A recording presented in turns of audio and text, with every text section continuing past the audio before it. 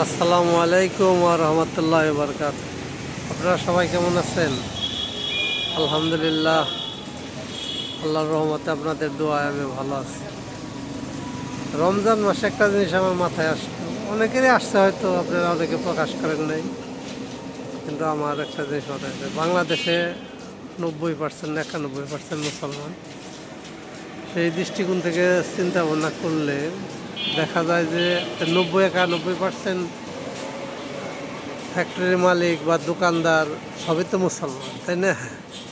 এটাই তো হওয়ার কথা, বা এটাই আছে, এটার কোনো সন্দেহের কারণ নেই। কিন্তু একটা জিনিস খেয়াল করেন, রমজান মাসটা আসলেই দ্রব্যমূল্যের বিভিন্ন জিনিসপাতির দাম কিছু কিছু আছে দ্বিগুণ বাড়ে, কিছু কিছু আছে 3 গুণ বাড়ে, কিছু কিছু আছে 1.5 গুণ বাড়ে।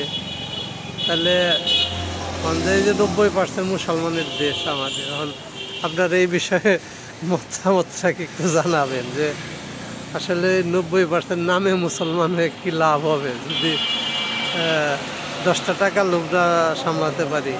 অবশেষে সবাইকে রমজানুল মুবারক, বাকি রমজানগুলো সুন্দর কাটুক, ভালো কাটুক, এই আশাবাদ ব্যক্ত করে শওকত ব্লগসের পক্ষ থেকে সবার সর্বাঙ্গীন মঙ্গল কামনা করে আমার চ্যানেলটি সাবস্ক্রাইব করার অনুরোধ জানিয়ে আজকের মতো এখানে শেষ করছি। আসসালামু আলাইকুম ওয়া রাহমাতুল্লাহি ওয়া বারাকাতুহু।